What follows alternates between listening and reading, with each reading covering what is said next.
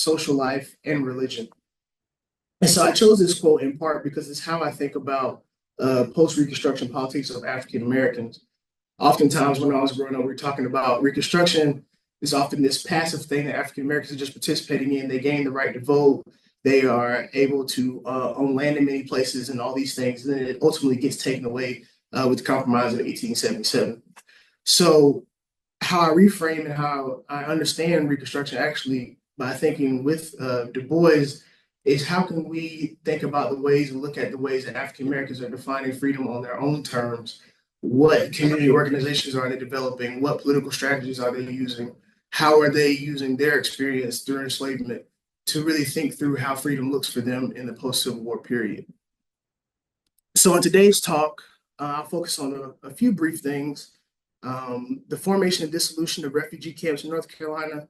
So during the Civil War, as the Union Army was making their way down the coast of North Carolina, free people left plantations in droves and arrived at Union lines. And a lot of Union officials didn't know what to do with them as they had a complicated status of freedom. So after a long, complex histories, one General Butler came up with this idea of keeping them as contraband of war. And then over time, they established these refugee camps that existed to house enslaved people once they got to Union lines and after the men enlisted into the Army. So we'll talk about two today, Roanoke Island and Trent River Settlement, but there were several others in Eastern North Carolina. We'll talk about migration dreams. So we'll move from talking about how these refugee camps contributed to the planning and plotting of migration in North Carolina. And we'll also talk about one community who decided to remain in North Carolina despite having increasing violence and the stripping of their rights after the fallout of Reconstruction. So we'll begin by talking about Burnside's expedition. General Ambrose Burnside is famous for his 1862 campaign down the coast of North Carolina, taking Roanoke Island in February that year, and later moving on to New Bern, the famous Battle of New Bern that happened in 1862. So his primary goal was to cut off Confederate exports from the coast and have a base of operations to attack the Confederacy in the state. So throughout the Civil War, the Union Army actually held very little land in North Carolina. They were able to make it much farther west than New Bern, but from that area, they were able to stop trade and launch attacks from the eastern portion of the state. And as I stated earlier, initiated this mass exodus of enslaved people from plantations who arrived at places like Roanoke Island, at places like New Bern, Plymouth, Washington, other towns like that. And also this man named Vincent Collier, who captured all of this. If you're ever interested, he has a report that he wrote about all of these people who were escaping to Union lines, very complicated stories that he was highlighting how they became spies for the Union Army. He detailed some of their lives. And that's one of the first accounts we have of these refugees coming into Union Army camps. So Vincent Collier began as he was the superintendent of the poor, which means that he was over both white and formerly enslaved refugees and contraband in the region. But after him, this man named Horace James, who will come up next, and this is a picture here of Roanoke Island. We're not far from there now, so I don't know how many of you all have been out to the Outer Banks, but Roanoke Island not only was the site of the lost colony, but also became one of the first freedmen colonies during the Civil War after enslaved people escaped there and then ultimately stayed there for a period of time. But Horace James was a Massachusetts chaplain who became superintendent of the poor initially after Vincent Collier was replaced, and he later became superintendent of Negroes of the eastern portion of the Union controlled land. And so in his idea, once he encountered these enslaved people, he was like, we have to find some way to house them. We have to find some way to make this a sustainable solution. So he had this plan of developing camps or villages, or what he called freedmen villages. And one of those was on Roanoke Island. And so you see here, this was his plan. He's going to give each individual person a plot of land somewhere where they could stay as well as farm their own subsistence crops.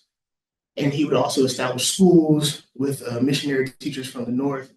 And ultimately, he thought that this would be a way to usher in freedom for African Americans and teach them the ways of being civil or industrious, is how he would call it. However, what he did not take into account is that Roanoke Island isn't necessarily suited for long-term agricultural production. And a lot of the experiment failed because both Union Army officials and informally enslaved people told him, hey, we fish here, we have the maritime industries here. It doesn't really make sense to try to establish this plantation agricultural system here. But of course, he didn't believe that they knew what was best for them. So the Union camp ultimately failed for various reasons. And one in part because as formerly enslaved people were going back and forth from Roanoke Island to where they were formerly enslaved in northeastern North Carolina, as they had different generations doing fishing and other labors, and by having such command of the sounds and the inlets, so they knew how to navigate that area. So it was hard to keep them there, knowing that they had this robust information of the area. So when Horace James ultimately was unable to colonize, in his words, this place, he tried another experiment called the Trent River Settlement, which is now James City outside of New Bern, if any of you all are familiar. And so the Trent River Settlement also became another long-term community, but it had closer access to New Bern, had more access to the inland population. So they're actually able to sell a lot of things that they grew and had a lot of success. So see here where the Yankee is denoted on the picture. That's where they initially settled the Trent River Settlement. This is a Confederate map, so the Yankees are highlighted here, and this was the this was the site of the original camp. And then you see the railroad running through New Bern on the other side, which has become very important, as well as the Battle of New Bern, which ultimately happened here, and this is Union encampments. So I wanted to show you that because Trent River Settlement ultimately became a more stable, long-term settlement, even after the Civil War. But the railroad was the only way to get between Trent River Settlement and New Bern, so they actually had a little bit of autonomy in how they could conduct their business there.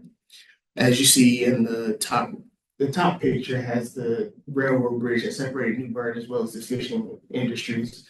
The bottom left for you is the establishment of the cabins and towns, and another one on the right. So they were able to sell, became quite a community. And by the end of the war, they established a lot of stores. They really instituted their own system of self-governance, and they were able to subsist for a while.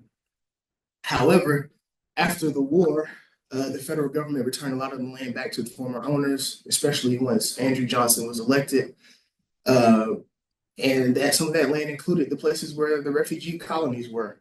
And in essence, African Americans were forced off of the land, and many of the Roanoke Island folks ended up settling back in the former places where they were enslaved, becoming sharecroppers or tenant farmers. Some of them entered sharecropping agreements, which we know were massively exploitative, and oftentimes formerly enslaved people couldn't get out of them. But some people decided to stay on the land. James City ultimately decided that they were uninterested in leaving. The Trent River settlement I was talking about, they ended up naming it James City after Horace James. So that's how James City became named that. But they ultimately decided they were not interested in leaving the land and petitioned to remain on it. And they would stay there until 1893, which we'll talk about a bit later.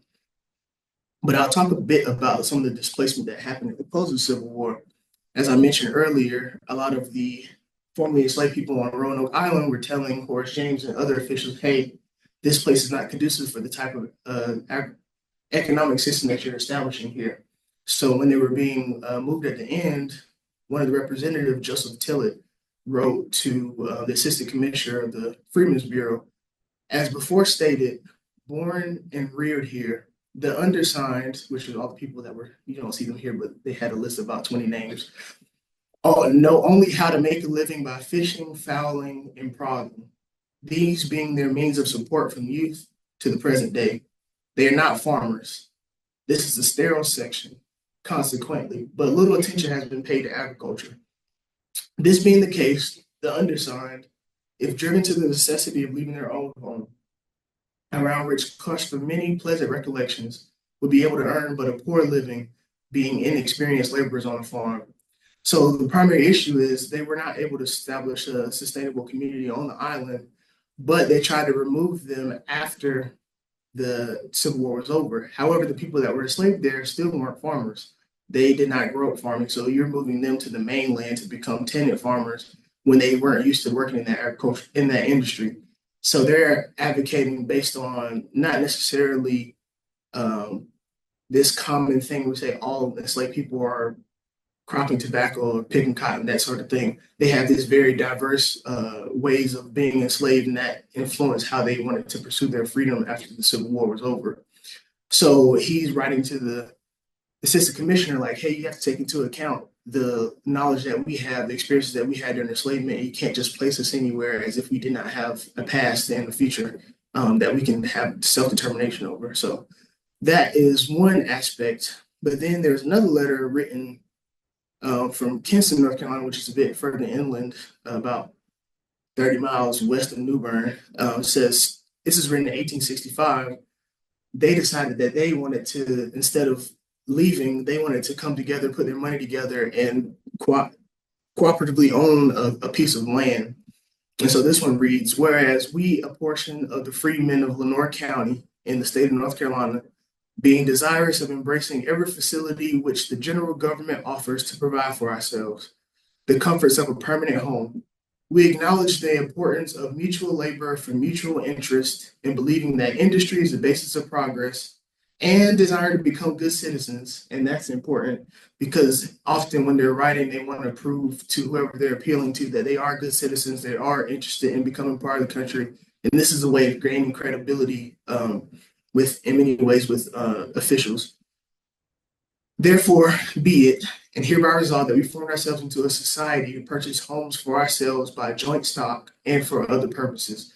So joint stock meaning they would all come together, I think it was around 100 of them, buy a piece of land, and they would all decide amongst themselves who would pay and how they would pay. And again, they say at the bottom, we're composed of the most reliable freedmen in the county to make sure that they are appearing to be industrious to the officials. And they had 250 men that would compose the company, each at a sum of $48 a year and be paid in monthly installments of $4. So I'm showing this to show enslaved people as soon as this is 1865, August of 1865, and the war had been over only a few months. Even at the outset of freedom, they are trying to advocate for themselves and define how they would pursue their own freedom. So they're not waiting for the Freedmen's Bureau to decide how they would allocate land. They're forming their own company and deciding to join land amongst themselves. And what I think is particularly interesting too is that we often think of African Americans as this monolithic experience, but what I find is whether it be the people on Roanoke Island or these people in Kinston, they're organizing around their own community, often the people that they were enslaved with. So they're choosing to ally themselves or organize themselves around their own people, not necessarily as a quote unquote black race, which we don't see until much later into the 19th century.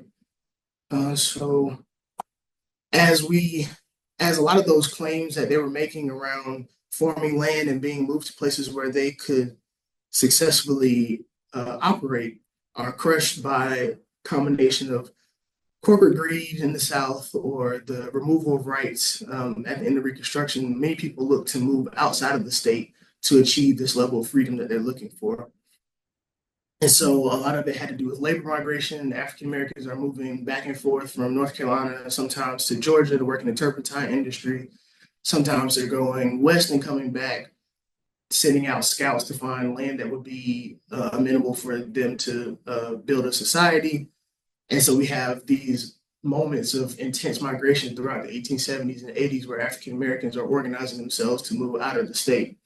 And so one of those, we're going to talk about two of those. One is a migration to Liberia, and another one is a Midwestern migration. So I've attached two letters here. One written from LaGrange, North Carolina, which is also in Lenoir County. Well, both of these are written from LaGrange, North Carolina, asking about migration to Liberia. So in the late 1860s and early 1870s, the American Colonization Society had a resurgence of people who wanted to move to Liberia. So for those who don't know, the American Colonization Society was an organization founded in the early 19th century to help solve the problem of slavery.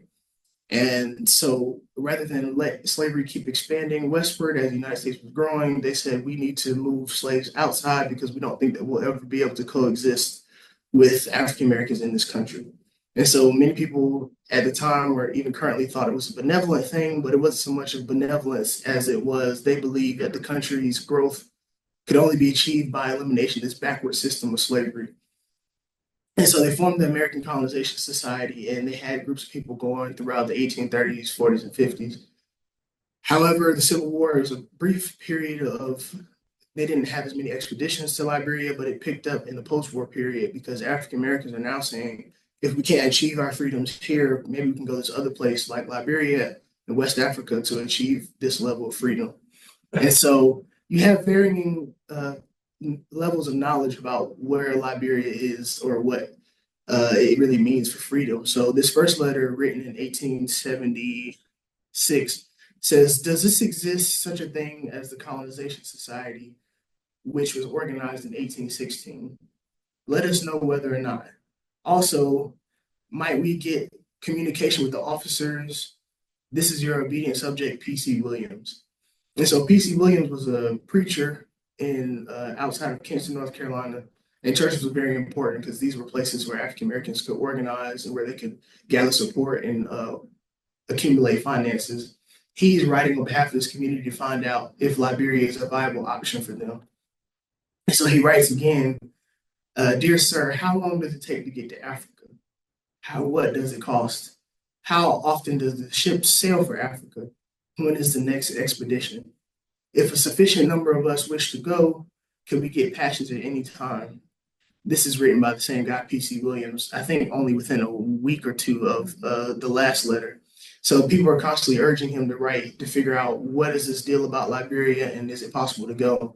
Meanwhile, people in the northeastern section of the state, from Hyde County, Tyrell County, a lot of the folks that were formerly on Roanoke Island, some of them already left for Liberia. So they were organizing their own groups of people, and they settled in primarily two colonies in Liberia called Arthington and Brewerville.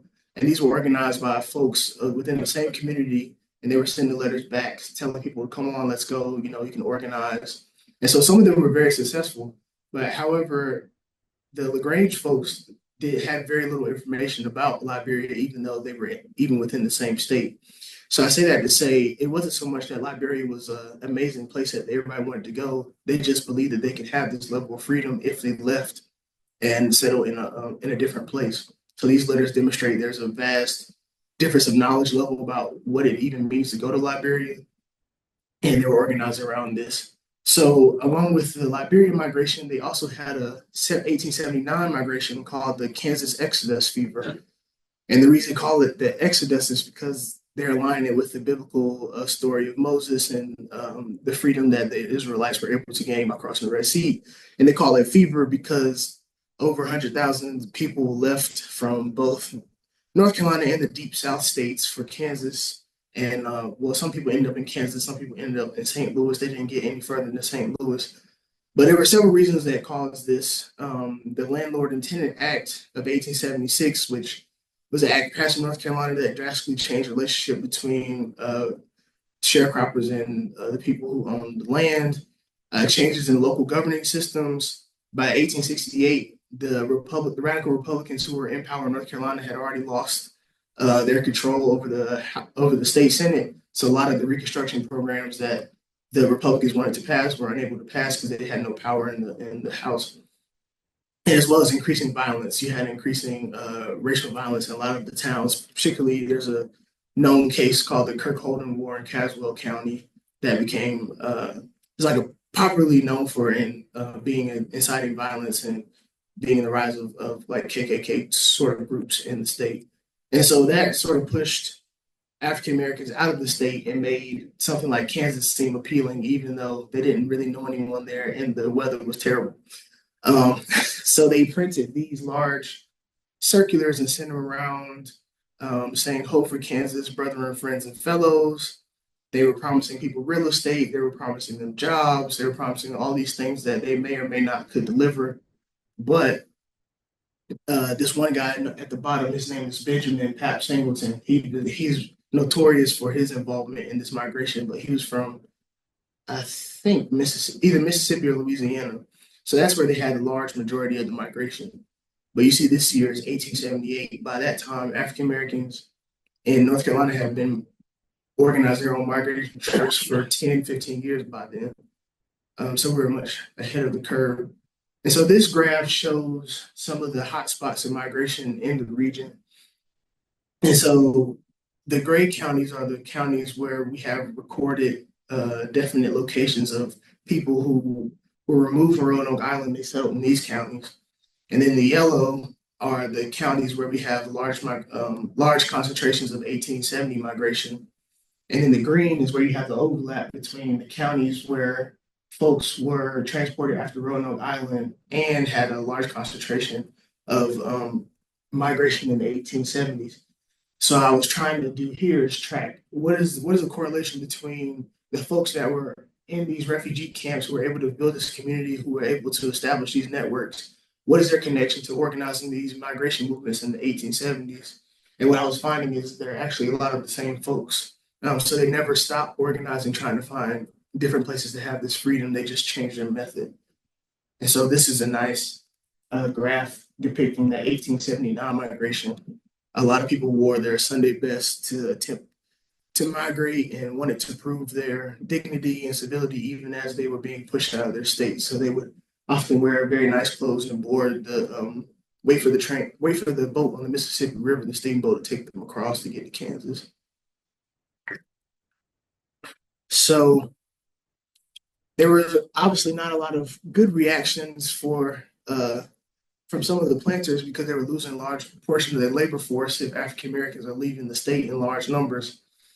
And so the Democrats are blaming the Republicans and saying that they're lying to them, basically saying that, well, Kansas is not this great place. African Americans couldn't possibly know what they're doing. They're just being influenced by these outside influences. They don't really want to migrate. They're just being influenced by these charlatans who are trying to change the political landscape in the West. And so that's their story for this migration. And if you can, I'll leave it up for a little bit. But on the left is a ad in the newspaper organizing an immigration meeting, and it doesn't say who signs it. It just says many immigrants. Oftentimes, because people couldn't tell people that they were migrating because then we get threats of violence, and people would try to undermine their organizing efforts. Then on the right, you have something printed in the Goldsboro Messenger, 1879, saying that migration was a bad idea, and that they were not having a good time to try to discourage other people from migrating. So you had people using newspaper to both organize migration, but also to try to discourage people from migrating at the same time. And these are just two more articles, but these are from the Indianapolis side in Indiana. So one thing I forgot to mention is while the majority of the migrants went to Kansas from the other states, North Carolina, most of their migrants went to Indiana, which was a diversion. And they had a different organizer and everything. They just moved along the same time. So the North Carolina migration often doesn't get talked about because it's not part of this huge Kansas migration, but the Indiana one was just as significant in my opinion, mostly because African Americans were already organizing to do this movement for the past 10, 15 years. So you see this continuity of migration dreams across time. So as I'm wrapping up, I want to mention briefly James City, which I mentioned earlier. So part of my research was trying to figure out what would encourage certain groups of people to stay in a place and other groups of people to migrate, even though they had a similar plight. And the James City story, I think, illustrates this because both James City and the Roanoke Island camp started off as refugee camps. And while the Roanoke Island one was ultimately disbanded, the James City camp was able to remain in some ways for over 30 years. And so the story is at the end of the Civil War, the Union Army allowed the free people in James City to stay there. And they stayed there through Reconstruction until the Freedmen's Bureau left in 1868. So after the Freedmen's Bureau left in 1868, they had given the land back to the original owners as part of the restoration that happened when Andrew Johnson became president. Well, the people who received the land did not kick the James City residents off of the land. They didn't charge them rents either. It was kind of like heirs property that people were just letting sit there. However, James Bryan, who was a huge prominent businessman in New Bern, became the president of the Bank of New Bern, and was also the president of the Atlantic and North Carolina Atlantic Railroad that ran through James City. So he bought the land because it was waterfront property. It was very valuable, and he thought that he could make some money by buying this land and having access to the river systems for trade. And he wanted to move them out of that land so he could use it. So this started basically a 10-year legal battle where the James City is claiming that they deserve to remain on the land because they had not been paying rent. They had produced their own deed because of the lacks of enforcement by the previous owners. So basically, they had conflicting deeds over the land, and it ultimately led to the state guard being called in 1893 to forcibly evict the James City residents from their land. And what could have been a really dangerous and violent event, but it ultimately miraculously was not. But the community was ready to fight. They had scared away the sheriff and the deputy in previous encounters, threatening to kill them. And so the mayor wrote to, the mayor of New Bern wrote to the governor saying, hey, we need some help enforcing this eviction because they were facing so much resistance. And so part of what I was looking at is that they had such a strong organization and development of community in that town that I think it was able to help them maintain that land in some ways. They had, instead of using the municipal services, they had their own committee that arbitrated the affairs of the town. So they would set the rates that people paid on their land. They would make decisions on behalf of what everyone was going to do, even though New Bern technically was the municipal part of the land. So even though they were unincorporated, they had their own governing body that decided things on behalf of the community. And that was formulated during this time in the Civil War. So I am here to say that there's no one way to understand or encapsulate the history of the ways that African Americans chose to define freedom for themselves in the post-Civil War period, whether they chose migration, whether the migration attempt failed, like for many of those in Lenore County, whether it was ultimately successful in Liberia or Indiana. You have to think through these ways that African Americans are not a monolith. There's no one story that you can tell that encapsulates all of the histories and narratives and experiences of people facing incalculable odds in many ways. And so by exploring these stories, you can really see the self-determination and the strategic nature and the brilliant plans and plots that they had to try to make freedom for themselves. So thank you.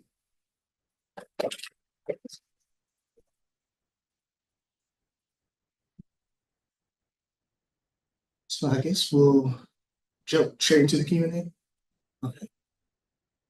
Anyone has any questions? Hi. Have you been able to discover any similarities with Elizabeth City area, Pacific area? And if so, what role did that play? Well, that is partially why I'm in town today, because a lot of as I'm working on the book now, a lot of the folks that were on Rhode Island moved to Elizabeth City, including Hugh Cale, who founded Elizabeth City State. So I'm really interested in the connections between Elizabeth City because it became one of the Black centers in the Northeast for African Americans, politically, economically, and educationally. So I know there's a connection there, and I'm working to uncover it now. Mhm.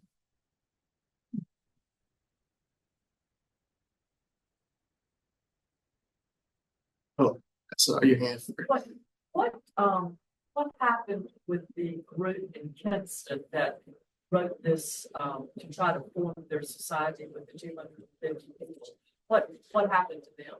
So they were unable to form the joint stock property. I think it was rejected by the Freedmen's Bureau for whatever reason.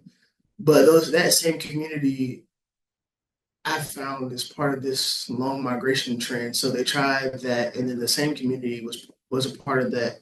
The P.C. Williams guy who was writing about Liberia, and then 10 years later, they have an agent named Sam Perry that comes by and tries to organize them to go to Indiana. So a lot of the Indiana migration came from Kinston, Goldsboro, and that region. And some of them stayed in Indiana and some of them returned home. But Sam Perry, the organizer in Kinston, ended up having to go to a congressional hearing and testify on his role in the migration because it was so implausible to congressmen that they thought that it had to be a Republican ploy to try to change the politics. They didn't believe that African Americans had a capacity to organize that extensively for migration. So they have basically a 20 plus year history of organizing. A lot of those folks were in refugee camps in and around New Bern too, but they settled in the interior, which they tried to do with James City, but they refused to leave. So I think they're all part of the same network of people. And I saw your hand. Yes, I wanted to ask, how did the Afro-Americans fare when they migrated back to Liberia? Yes, that's a very so even though they were trying to gain freedom there, they were still part of a colonization project that the United States was sponsoring. So when they got there, they ran into a lot of issues with the local population because a lot of African Americans were saying, "Hey, we're going to bring you the light of Jesus, and like we're going to make sure we bring our brethren this, American way." So it became, in large part, like a colonization project in many ways, like in many other colonization projects that happen, like the British here or any other place. So they had a lot of confrontation with the locals because local Liberians didn't have the same understanding of what it meant to be Black than Black Americans are moving there. And they're assuming that they're going to be part of this larger community. But they were like, well, we live in West Africa. All of us are separated by all sorts of different things. So we're not necessarily a community in that way. Yes. In James City, did the government help establish schools there? So the government wasn't necessarily responsible for this. Well, the Union Army was, but not once the war was over. So a lot of the missionaries are the ones who helped come establish the schools there. But they were also founded. They had Black teachers that came and founded schools as well. But they closed a lot of the schools and hospitals once the Freedmen's Bureau left. But if I'm not mistaken, James City was able to establish a different school much later. But it had a different beginning. But yeah, the Union Army established schools in both. So after the Freedmen's Bureau left, there was not public schools, there was not schools for children. So the public schools would take a while. So what the federal government did during the Civil War and basically what African Americans advocated for is part of the reason why we have a public school system because they had to send people down there to try to start schools, but it wasn't necessarily federal government funded. It was mostly missionaries. Mhm. Some of the stories that you hear about if I'm saying it correctly, the lyrics of Mhm. Great Dismal, Mhm. so the self-liberating people who started colonies in there. Does any of that tie into some of the migration that you talked about?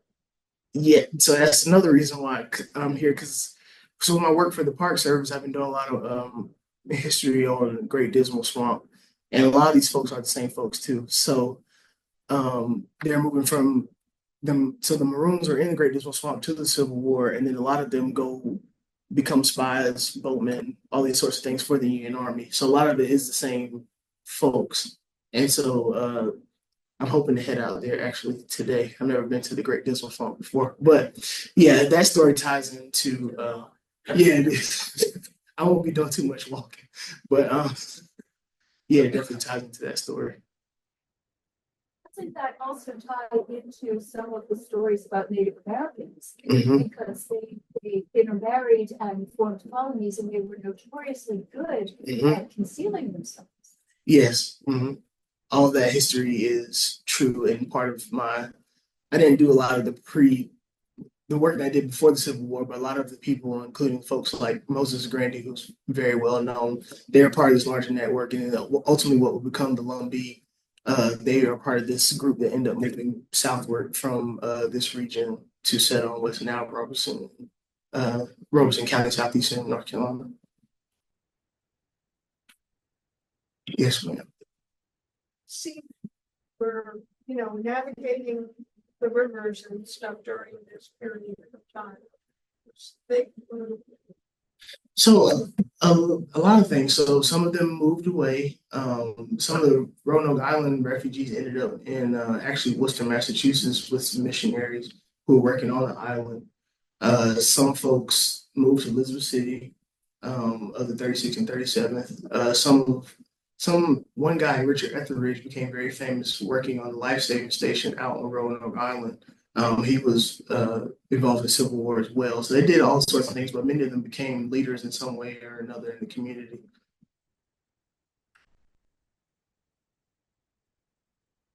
Mhm. Was the missionary, like I say, program, was that an organized program? It was sponsored or helped by way of the government, or did each denomination just willy-nilly decide going down there? So, as sometimes yes, sometimes no. Sometimes the Union Army believed that the missionaries were getting in the way of the war, and then sometimes the missionaries believed that the Union Army wasn't properly caring for the enslaved people in the place. The New England Freedmen's Aid Society was sent a lot of people.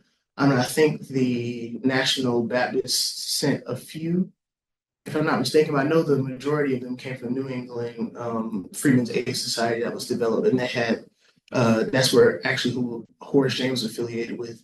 So in 1862, he went back to the Northeast to organize, raise money, find volunteers to come southward to be involved in these missionary projects. So it wasn't necessarily state sponsored. The Union Army did promise that they would care for her, meaning give rations and clothing and housing to the wives of folks who enlisted in the army. But they often found, and there's another letter that I didn't include today, but they would leave, but their wives would and children wouldn't get anything, so they would write and complain about it and say, "You promised us if we enlisted that we would get X, Y, and Z," and that's part of why Roanoke Island became an official federal refugee camp is because of that. So they moved a lot of the wives who enlisted in the army to Roanoke Island for safety to be kind of out of the way of the rest of the war. But it wasn't the benevolent thing, just quote unquote, like the extra clothes, the teaching, all that stuff came from private agencies mostly. And many of the women and children were also involved in working in the army as cooks and seamstresses and all these other things too. They weren't just being passively cared for. They were often laboring in many ways. And there was actually a lot of, as war can be a terrible place, it wasn't that all of that safe of a place all the time.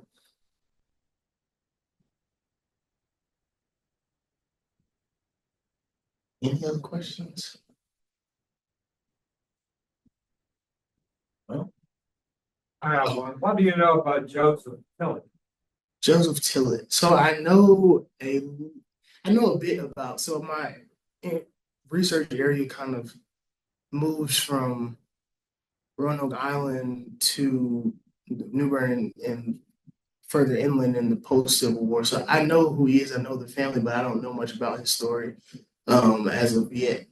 But I did actually find his Civil War pension file yesterday, so I plan to dig into that in a bit. So more to come, hopefully.